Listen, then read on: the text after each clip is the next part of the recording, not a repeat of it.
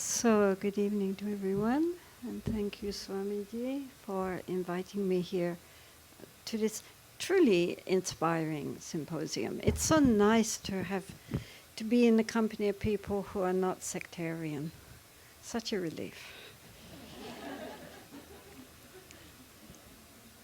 So, indeed, over the next 2 days, we will be going through this text by Palden Atisha.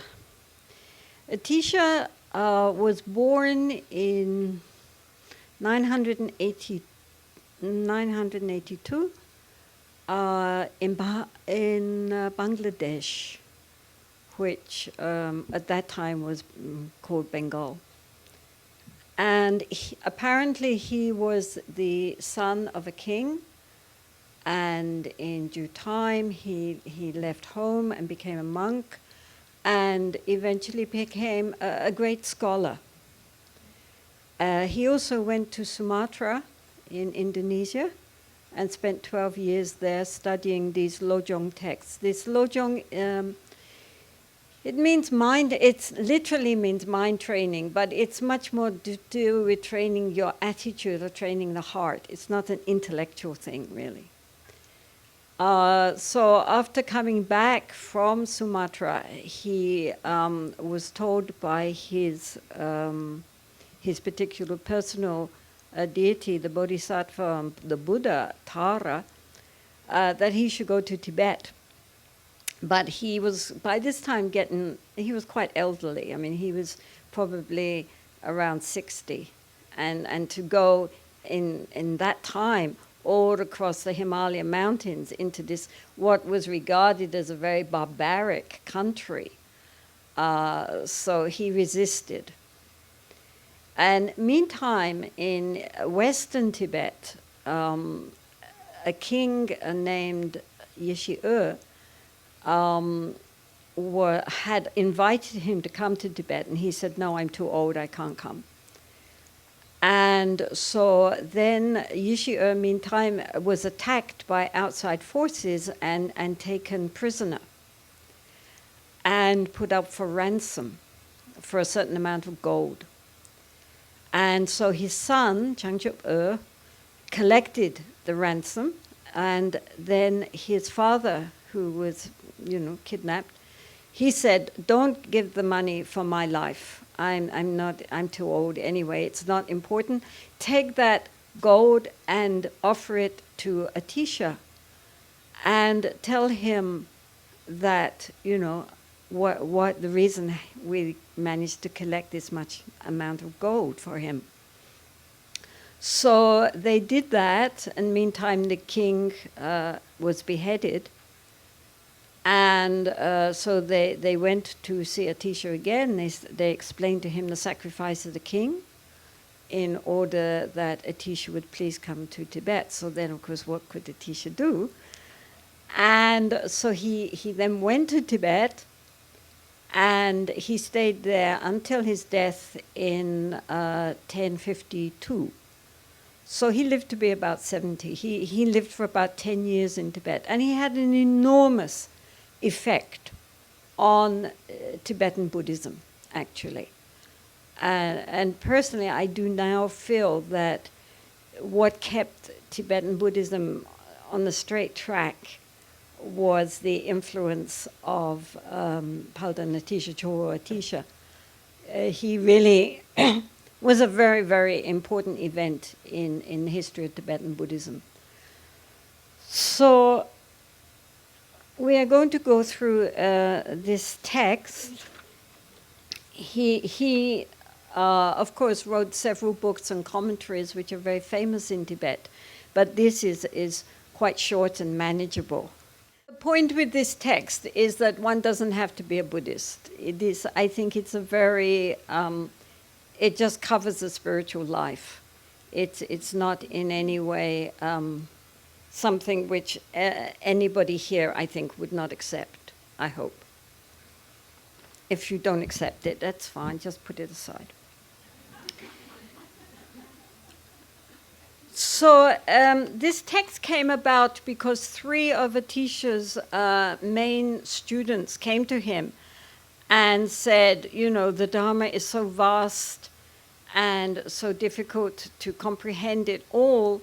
What would you say is the essence that what are the most important points that we should not neglect?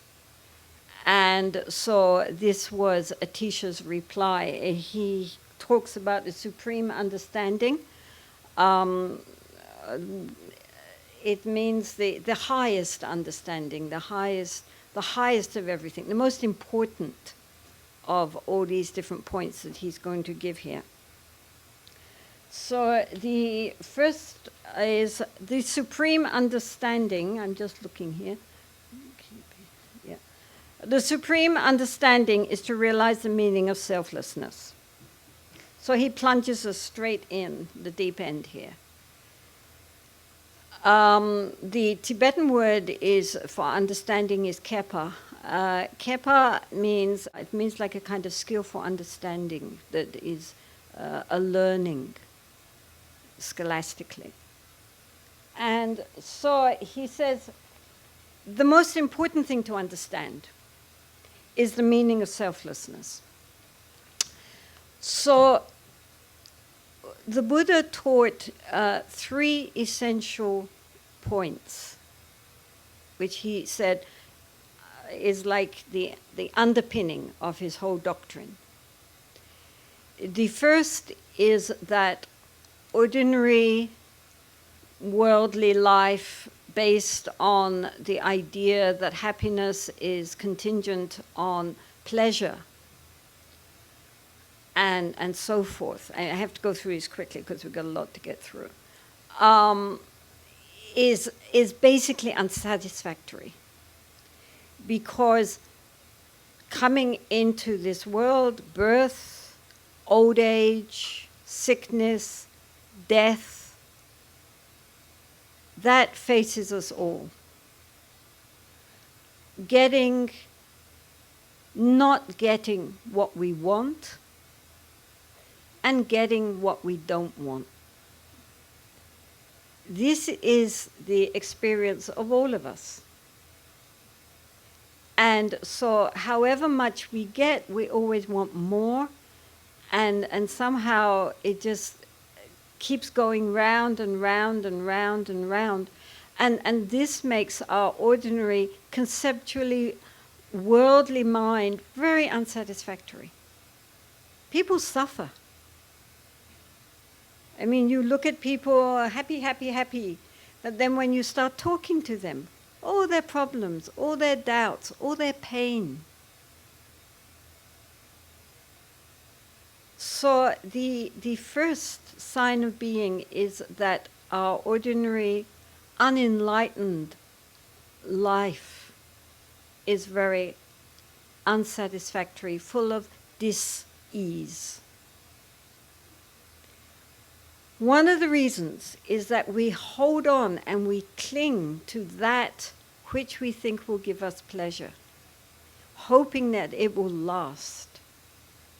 And in the depths of our beings know that it is impermanent. Things are changing moment to moment to moment to moment. Sometimes things change for the better, but very often the very thing we hold on to so tightly, when we lose it, again, it causes a lot of pain. And the third sign of being is this one here, selflessness, which in Sanskrit is called an-atman. Now, of course, all of you devout Hindus here are brought up on the idea of Atman. And so when one comes across a teaching on no Atman, then people get very confused. But I think it's important to understand that the word Atman just means I.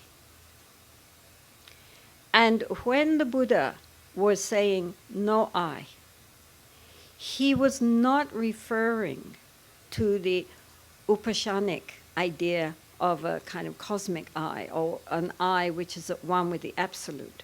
He was talking about just our ordinary idea of I, which he then reduced into what are called the five skandhas, the five elements of aggregates of being, our body, our perceptions, our sensations, our feelings, consciousness, mental formations.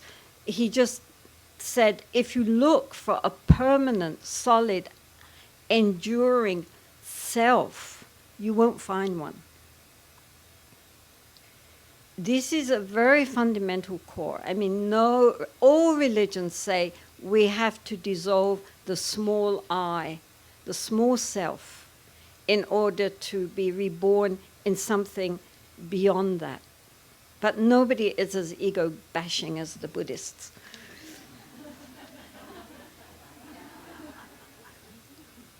Because from the Buddhist perspective, the whole problem of our suffering is because we identify ourselves with all the things which we are not. And because of this ignorance, this unknowing of our true nature, we miss out. And we suffer. We identify ourselves.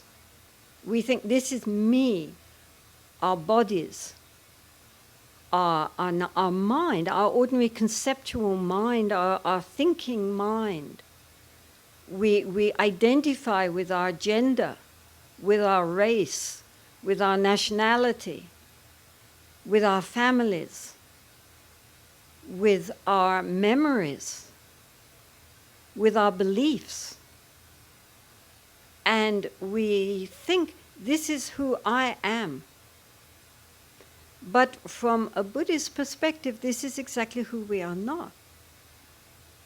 Yes, it is a temporary role which we are playing.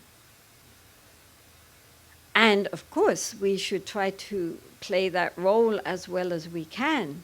But understanding it is just a temporary role. If we met ourselves in our past lives, we would not recognize ourselves. If we met ourselves in our future lifetimes, who is that? That's not me. The Buddha said, if we look for ourselves, however much, and a large part of Buddhist meditation is searching for the self. This idea of I, which sits like a kind of spider in the midst of the web. If we really look for it, it's like peeling an onion. You take off layer after layer after layer, but where is it? And so this quality of understanding that the person that we normally identify with is like the waves. They were saying that yesterday. Somebody was saying that, and it's so true. It's like the waves on the surface of the ocean, but it's only a part of the ocean. It's not the whole ocean. I mean, the waves, yes, that's what we see. The waves come, the waves go, but that is not who we really are. Who we really are is something, it's the tragedy. Because who we really are, as all religions are trying to point out to us, is something so much vaster than that.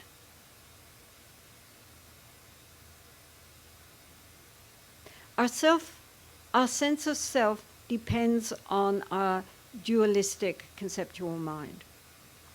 Me versus others. Everyone else, not me. And so this subject-object dichotomy is the very basis of our ignorance, that we don't recognize our true nature. It's not, when the Buddha said there is no I, he didn't mean we don't exist. I mean, that's absurd. Of course we exist. But we exist as in our true nature. It's something so much incredibly vaster and more beautiful than we can imagine. And all genuine spiritual paths understand that. I mean, whatever you want to call it, you can call it the God within, the divine, Buddha nature, anything. That's just a name for something which goes beyond name. And again, that, as there has been pointed out, that in the Orthodox Church, God is never named because it's beyond thought. It's beyond concepts. Anything we say about it, it's not that. And so we can't speak about it, really, but we can realize it because it's our true nature. It's not, it sounds like something very far, very distant, like looking when you're on the plains at the Himalayan mountains. But actually it's so close that they say it's like the eyes, cannot see the eyelashes because they're too close. Our innate, primordial, unborn awareness is like the sky. The sky is up there, vast and blue. It gets covered by clouds. There are also rainbows. There are also lightning and thunder. But there could not be any clouds or rainbows if there was not the sky. The sky is everywhere. The sky is all-pervading. You cannot catch the sky and say, this is my piece of sky.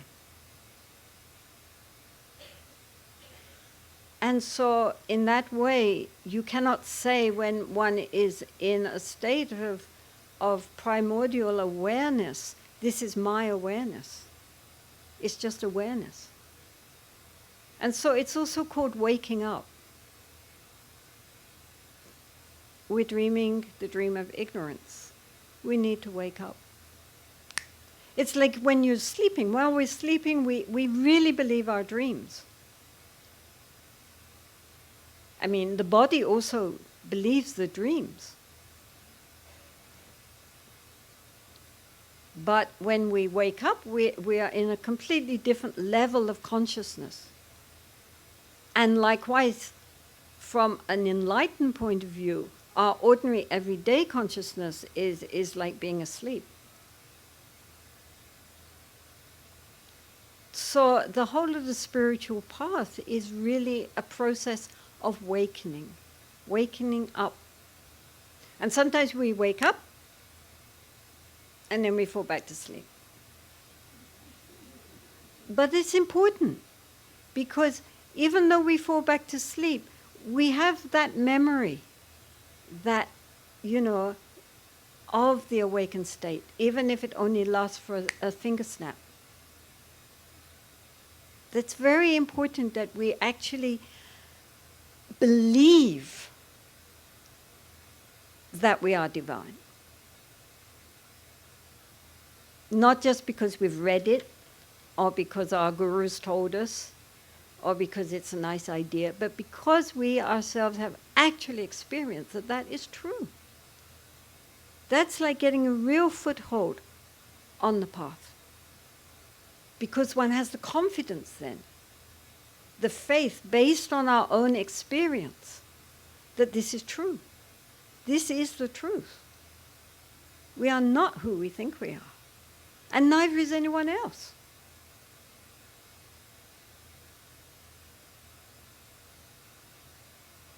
We are all Buddhas in embryo. Not just human beings, animals, insects, beings in realm seen, beings in realm unseen. All beings have the potential to awaken. It might take a long time, or it might be next moment. But we all have that potential because it's our true nature. We're not getting in something from outside. We're just uncovering something which is within us. So therefore, when the texts talk about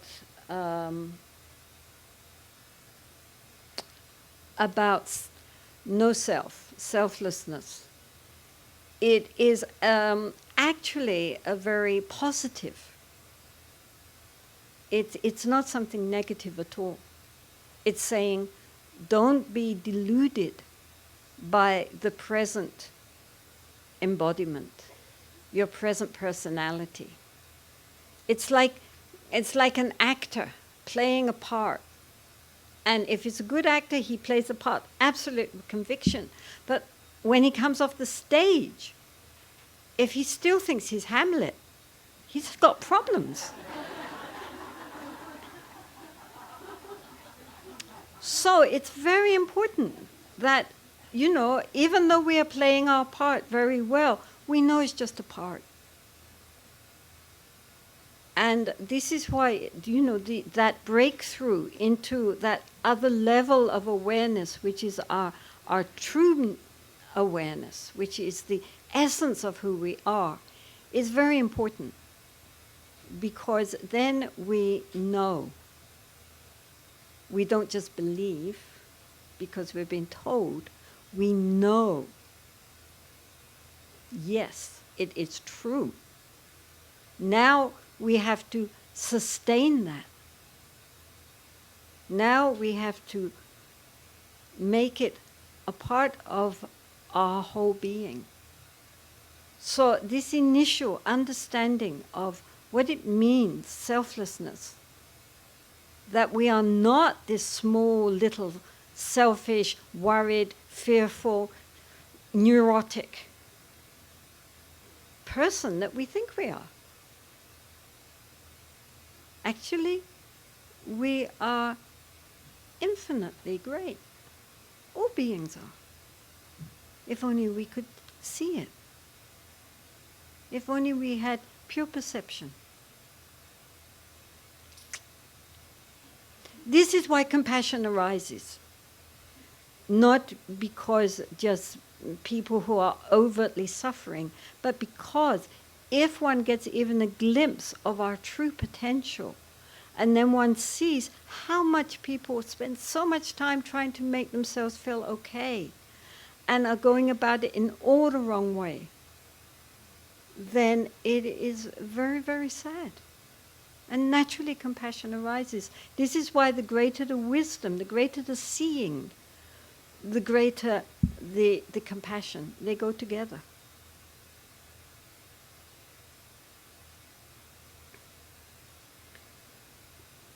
Sorry, I need to know what time we're doing. Oh, look at that. Isn't that wonderful? Oh, great. You say I'm completely mindless.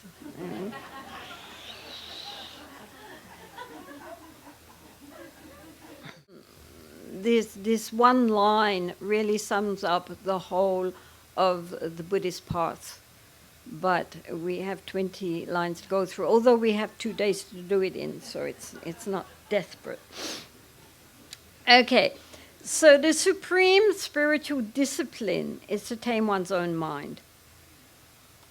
Well, that's obvious. I mean, the whole problem.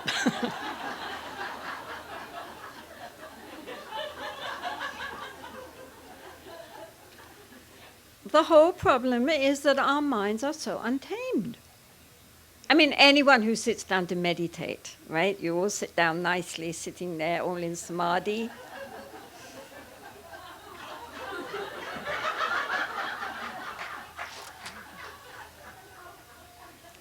You get the point, right? So therefore, this word spiritual discipline, in Tibetan it's the word sunpa. And so someone else has translated it as nobility. This word sun means something disciplined, fine, pure, noble. It has a very nice sound in Tibetan. So it's also the word for the polite word for a nun who is called a tsunma, someone who is pure and disciplined and noble. So he's saying here that the supreme, the highest nobility or the supreme spiritual discipline is to tame one's own mind. Because that's the crux of the matter. We live in our mind. It's much more important what we think than what we eat. Sorry.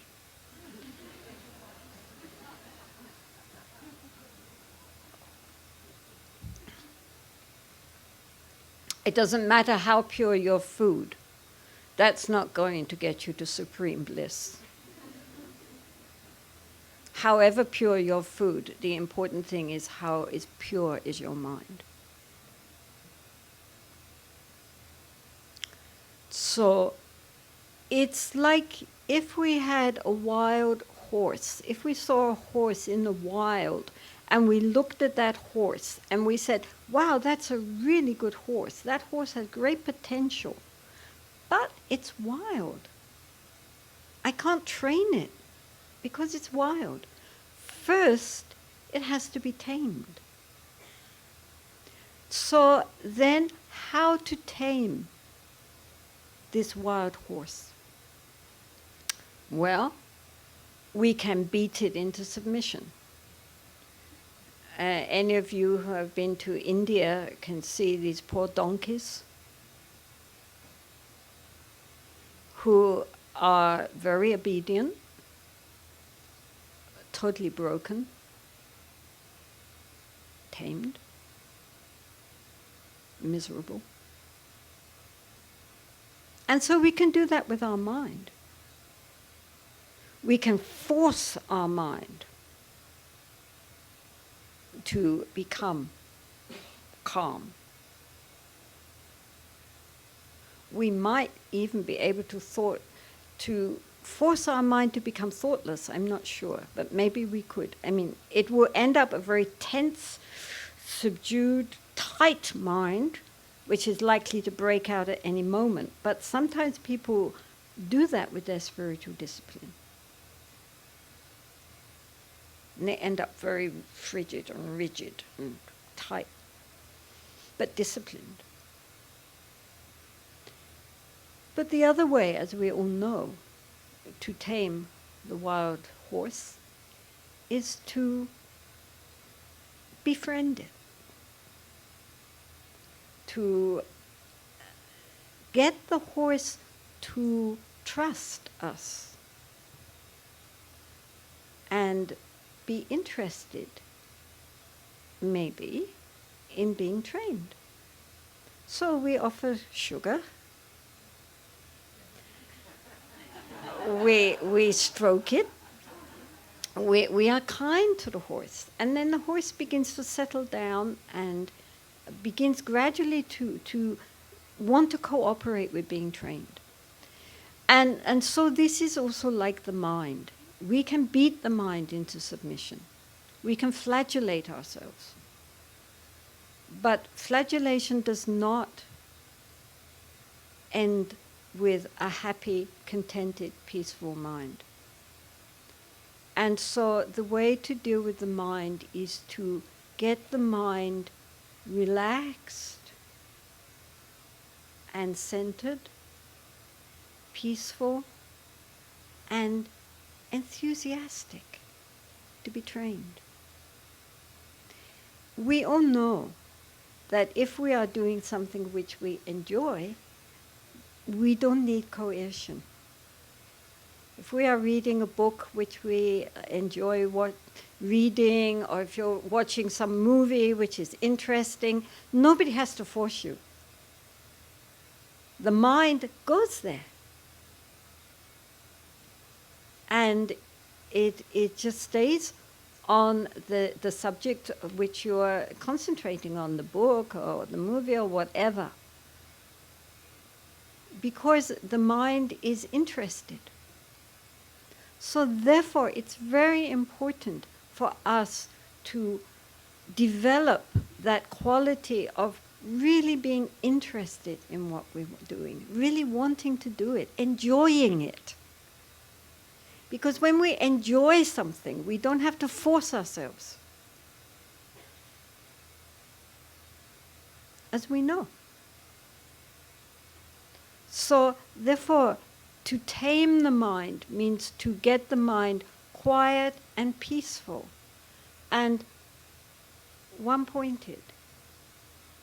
So that when we want to think about this, we can think about this. When we want to think about that, we can think about that. Now that state of mind, which is peaceful and focused and just very present, is a happy mind.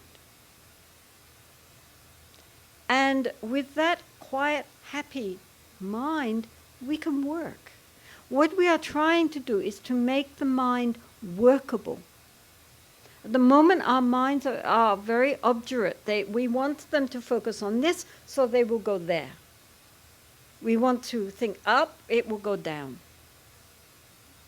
It's very hard for us to actually tame the mind so that it cooperates. So that it's like it's like a piece of hard clay which you have to work to make it soft, so that we can mold it into what we want it to be. And so therefore the first stage is to tame our mind. Then we can use our mind. Our mind becomes serviceable. Because otherwise, if the mind is not tamed, no matter what practices you do, it will always work against us. And it will be very, very difficult to accomplish anything. Once the mind is tamed, then to actually train it is relatively easy. Do you understand?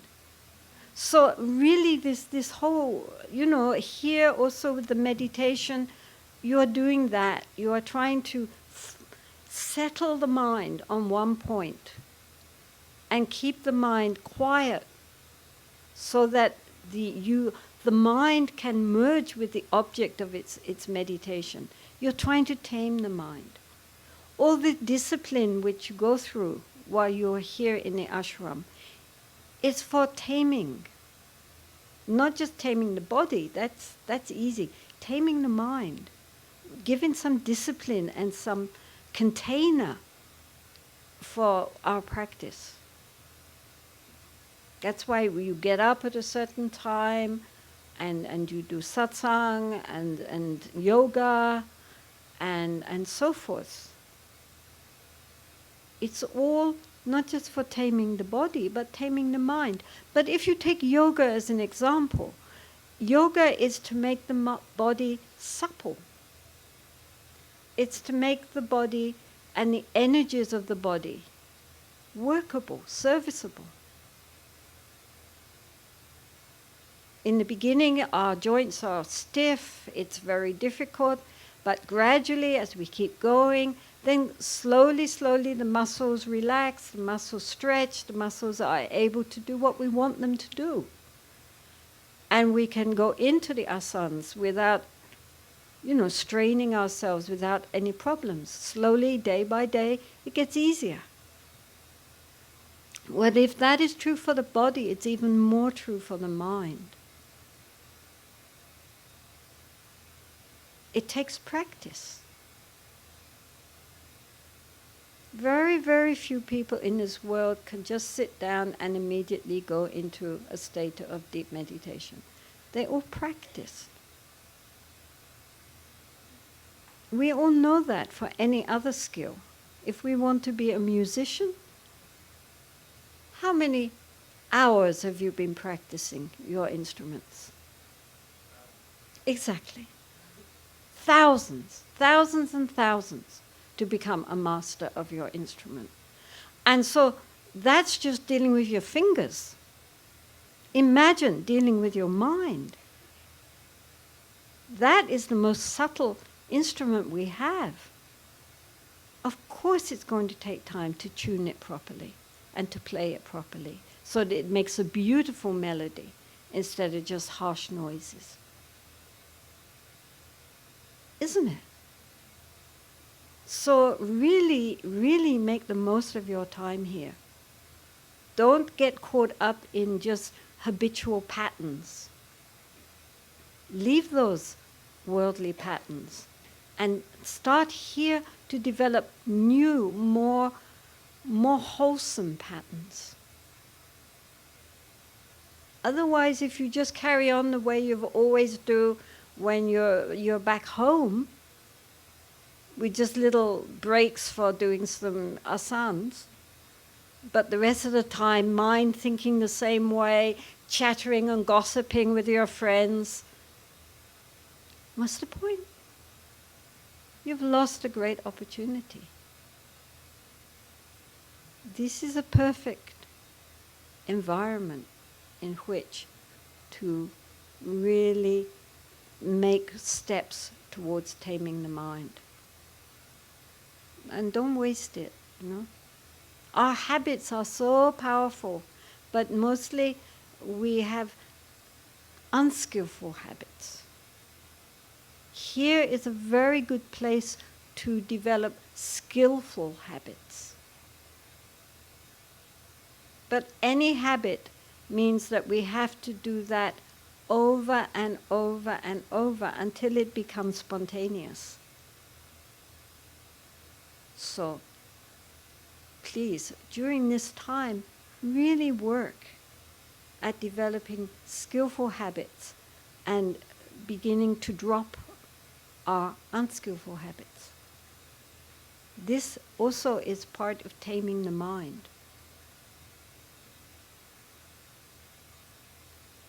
If you tame your mind, then really the rest of the practice is in the palm of your hands.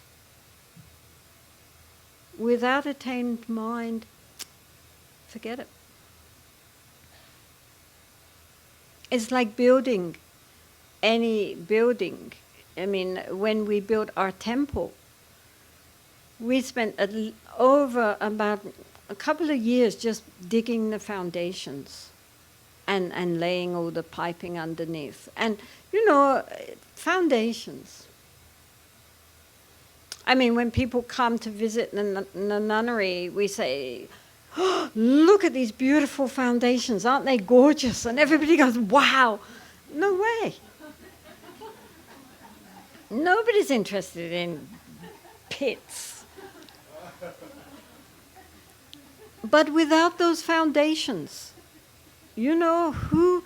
I mean, now people go in, they look at the beautiful murals, and they admire all the decorations, but all of that rests on those strong foundations. Without good foundations, damp will rise, cracks will appear. In no time, the building will look like a slum. But with good, strong foundations, even in the worst of Indian weather, that temple will stand fast. And so it's very important for us to lay very good foundations for our spiritual life. And not to think, not to be in a hurry. If we lay good foundations, then the rest will come up very easily, very naturally. But otherwise it becomes very ephemeral. It doesn't last.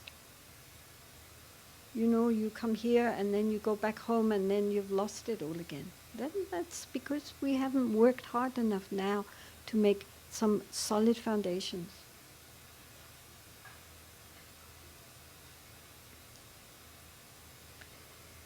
So the supreme great quality is altruism.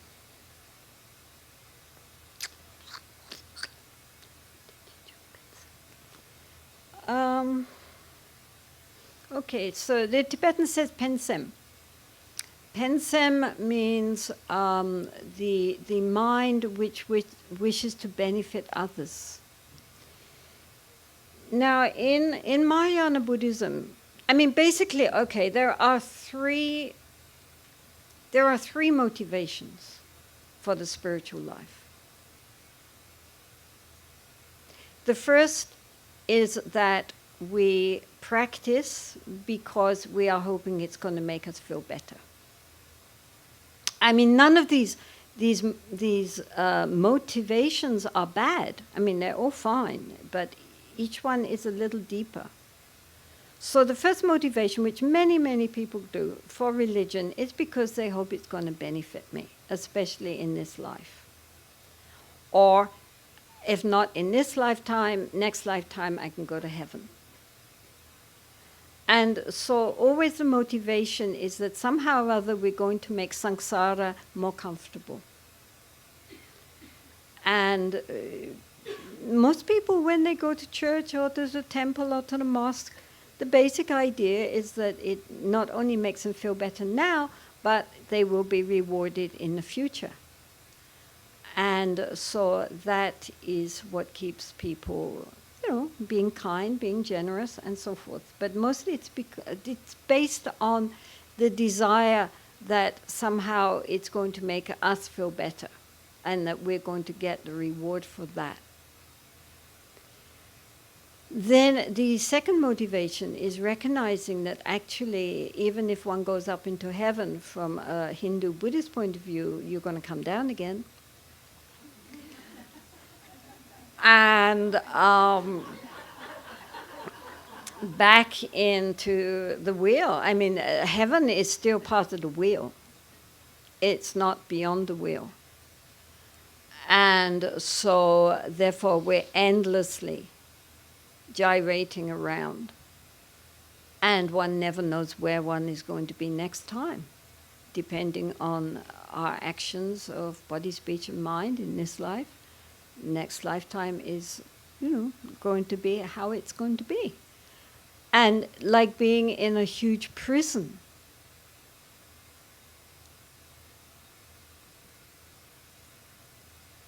Really, samsara is like a prison.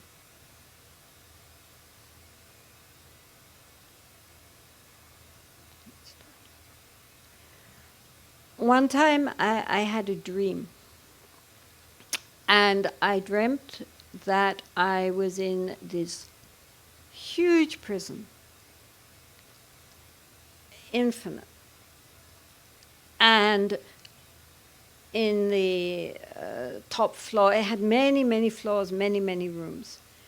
And in the top floor, in the penthouse suite, there were people partying, laughing, drinking, having a great time.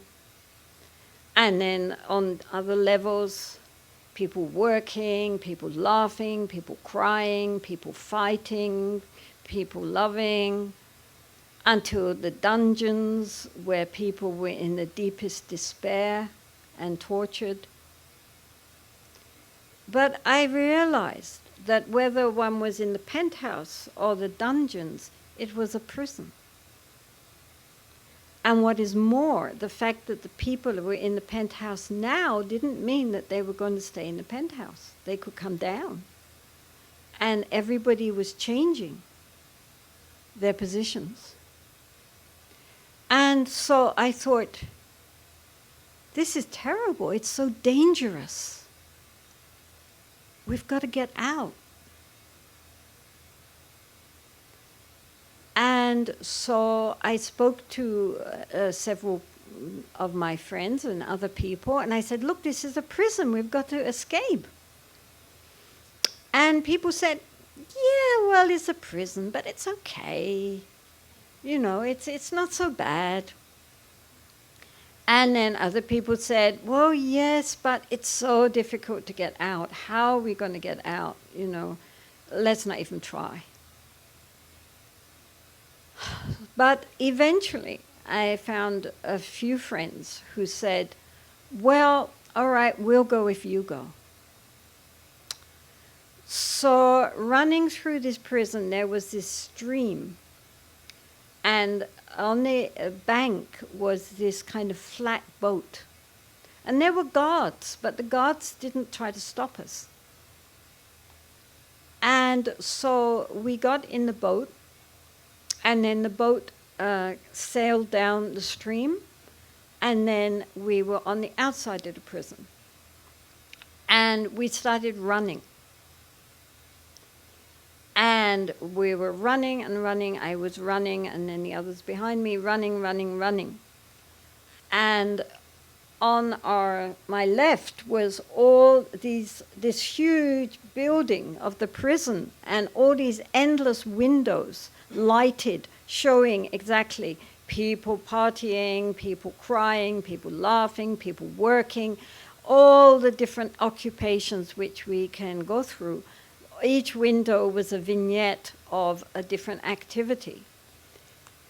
And so I was running, and the prison was endless. And I was so tired, exhausted. And I thought, they're right. This prison is endless. And what's the point? I'm just exhausting myself, not getting anywhere. It's never coming to an end. Really, better just go back into the prison. And so this idea of trying to get out of the prison and escape is the second motivation, that we want to enter into nirvana for ourselves and be liberated from that prison of samsara. So I was on the point of turning round and going back when I thought, oh, but I'm not the only one running. My friends are also running. If I stop and go back, they also will stop and go back. Therefore, for their sake, I have to keep running. And as soon as I stopped thinking about myself escaping and thought of the reason I was really getting out of prison was also to help my friends get out of prison, then the prison came to the end. And the dream went on, but it's not important at this point. So the third motivation is that we are practicing the spiritual path in order that we may help others also to be liberated. Right now, we cannot help many people because we ourselves are ignorant. But if we really were awake, then we could awaken others. And so that aspiration is called the altruistic attitude or bodhicitta. It's the aspiration to attain to awakening for the sake of others. Just as if we were in a huge swamp and we're all drowning in that swamp, and by making lots and lots of efforts, finally I get on dry land. So then what? I turn round and I say to my family, my loved ones, my friends, everybody, okay, folks, well, I got out on dry land by making lots of effort, so if you make lots of effort, you also might get out on dry land. Bye! We wouldn't do that. We would think, now I'm on dry land, I can use that to help pull others out also. Isn't it?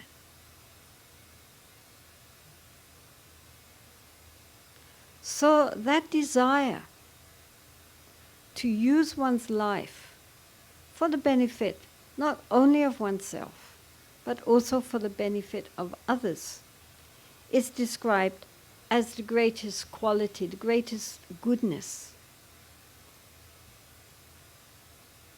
The problem sometimes, especially in the West,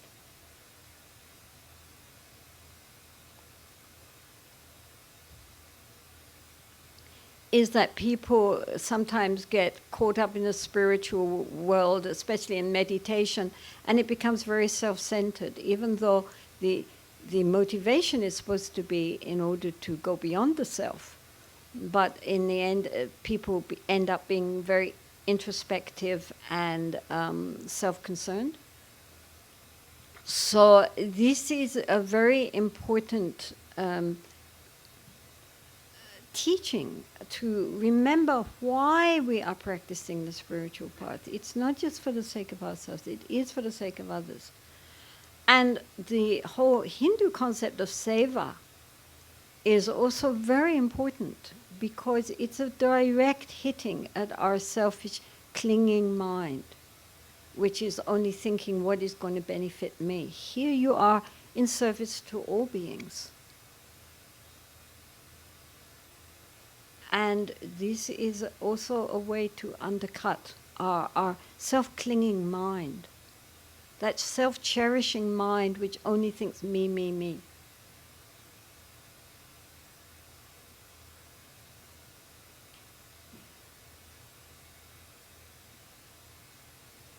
Altruism, the attitude which lives to benefit others.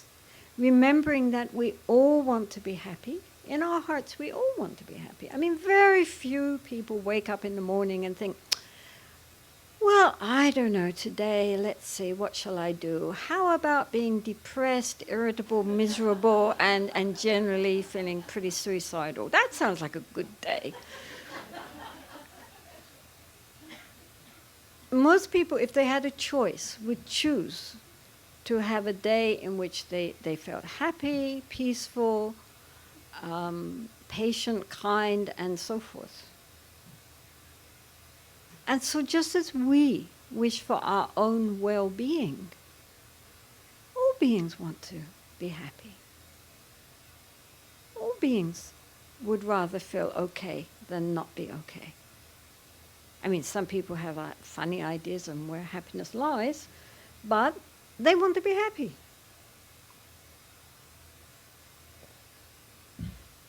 So therefore, to spend our day genuinely trying to make others happy, even just by a smile, a kind word.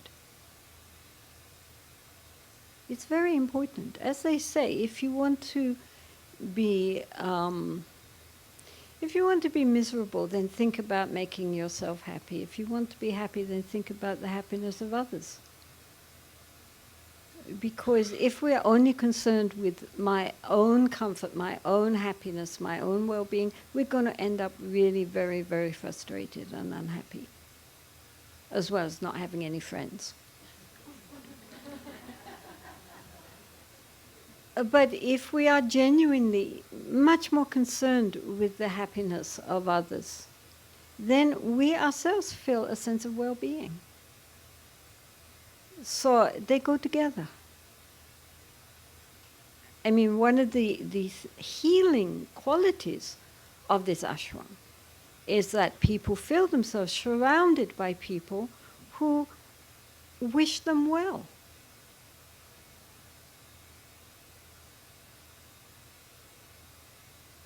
I mean, you go to New York or to any big city and you go in the subway and look at those sad faces. And everybody ignoring each other. You know, if nowadays I think if you say hello to anybody and smile, you know, they will back away. So here in the ashram, everybody is so friendly and kind to each other. So this is again very healing. And it's really basically very simple. Just think of others beyond yourself and their happiness. May all beings be well and happy.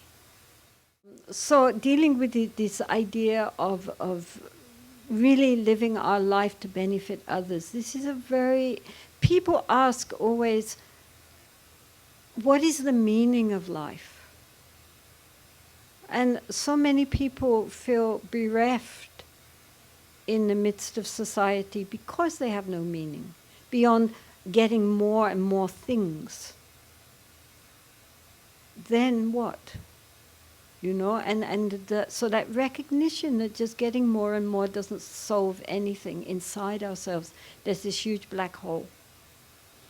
So really, without thinking about enlightenment, sort of radiating lights, just very basically using our life to bring happiness to others is a very beautiful way to live. So that at the end one can die without regrets. We cannot solve the whole problems of the world. This is samsara. Samsara is naturally unsatisfactory, naturally dukkha. But each one of us can do the best we can with what we are called to do, including our colleagues, our families, our partners, children, parents, the people we share our lives with, the people at work. All of these people want to be happy, don't want to suffer. So if we just remember that every single being we meet in their heart wants happiness, wish them that. May you be well and happy.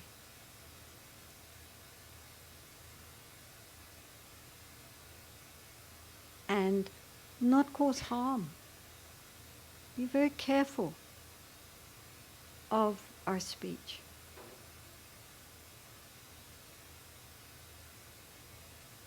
So that we bring benefit to beings and we don't hurt them.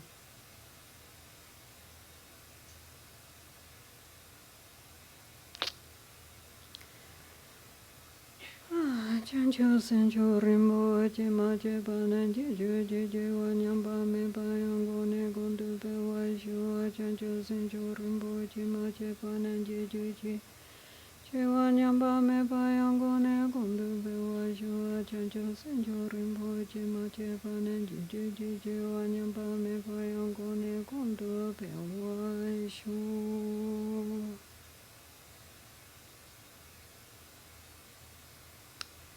So indeed, may you all be very, very well and happy.